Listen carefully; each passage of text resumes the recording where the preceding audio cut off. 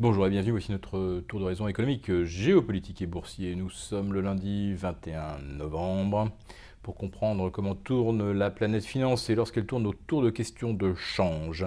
C'est sur la bourse au quotidien et nulle part ailleurs. Et le titre de l'épisode du jour s'intitulera Et une fois le yuan à 7, est-ce qu'on s'inquiète? Oui, parce qu'à l'instant où je vous parle, le yuan vient de franchir un nouveau record historique face au dollar à 6,90. Souvenez-vous de la panique boursière de la fin de l'été 2015, lorsque le yuan s'était brièvement enfoncé vers les 6,40 contre dollar. Eh bien, nous avons maintenant un yuan qui est pratiquement 10% moins cher. Et ça ne pose plus de problème au marché. Alors c'est vrai que la force du dollar en arrange quelques-uns, à commencer par le Japon.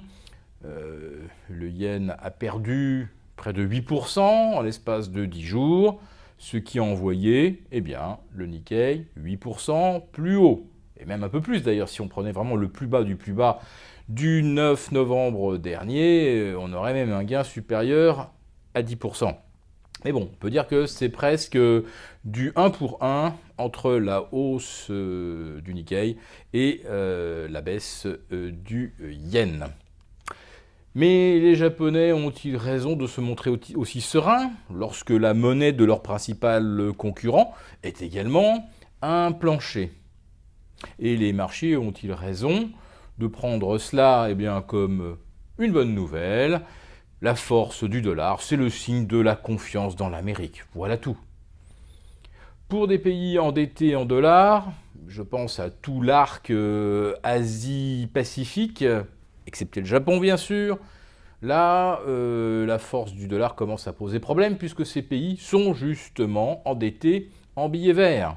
Alors, à partir de quand commencera-t-on à entendre le cri de douleur de la Thaïlande, de la Malaisie, du Vietnam, de l'Indonésie, etc. À mon avis, on ne doit pas en être très loin. Autre question, mais là aussi ça concerne toujours les cris de douleur. À partir de quand on s'inquiète de taux longs, repasser au-delà de 2,30, même 2,36 maintenant sur le 10 ans américain, et le 5 ans se trouve propulsé à 1,80. 1,80, nous l'avons déjà dit, mais nous le répétons. 1,80, c'était le rendement du 10 ans américain avant l'élection de Donald Trump.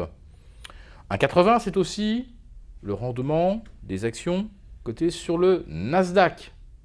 Et on est même un petit peu en dessous quand on prend le Nasdaq 100, puisque là, avec le Nasdaq 100, on retrouve les fameuses GAFA ou les FANGA, comme vous voulez. Et elles sont à des valorisations stratosphériques.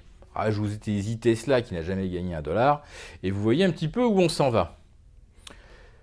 La question de l'arbitrage entre l'obligataire et les actions ne semble pas se poser.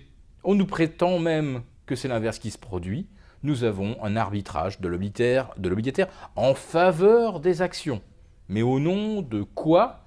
Au nom de quoi choisirait-on un rendement incertain de 1,80 sur des valeurs technologiques et renoncerait-on à 1,80 de rendement certain sur 5 ans? Et ne parlons pas de 2,36 sur 10 ans, puisque là on concurrence carrément le rendement d'indices comme le Dow Jones, voire même de l'Eurostoxx 50. Mais non, pour l'instant, on suit les Sherpas, ceux qui ont retourné le marché à la hausse le 9 novembre dernier. Alors on rajoutera évidemment Carl Icahn, mais il n'a fait que jouer les opportunistes. Ce n'est pas Carl Icahn tout seul avec ses petits bras qui a pu enrayer un mouvement de vente planétaire. Il fallait évidemment qu'il y ait d'autres acteurs de premier plan avec lui. Enfin bon, globalement, plus personne n'ose faire quoi que ce soit que les Sherpas n'ont pas initié ou n'ont pas autorisé. Sauf que si on peut arrêter une correction baissière sur des indices boursiers avec quelques milliards de dollars, c'est impossible de le faire sur des marchés obligataires, c'est encore plus impossible de redresser la barre sur les marchés de devises, à moins de faire un nouveau Bretton Woods où on déciderait que les parités vont tendre vers des niveaux éloignés de ceux qu'on connaît aujourd'hui. En tout cas, il ne va pas falloir longtemps avant que les investisseurs américains s'aperçoivent qu'un dollar au plus haut depuis 14 ans face à un panier de devises internationales, ce n'est pas tenable. Alors finalement, il n'y a que face à l'euro que ça reste à peu près supportable, puisque nous retrouvons le dollar tout simplement à 1,06, exactement là où il était le 2 décembre dernier. Vous voyez, c'était il y a un an, depuis de l'eau a coulé sous les ponts. Mais la faiblesse de l'euro, manifestement, ne soutient pas nos valeurs européennes, alors que le raisonnement qui veut que, au Japon, on ne mise que sur la faiblesse de la devise pour relancer les exportations, en Europe, eh bien, le même raisonnement ne semble même pas suivi. C'est à n'y plus rien comprendre. En fait, il ne faut pas trop chercher aujourd'hui à comprendre ou à anticiper. Il faut se cantonner à des constats simples. 2,36 de rendement sur le 10 ans américain, cela ne va pas être supportable pour Wall Street très longtemps. 2,36 de rendement, ça concurrence les valeurs de l'Eurostoxx 50. Imaginez bien que là aussi, on ne va pas tarder à devoir réviser les calculs. En ce qui concerne le yuan, le jour où on atteindra les 7, oui, là, on pourrait à peu près être sûr que les marchés vont s'inquiéter.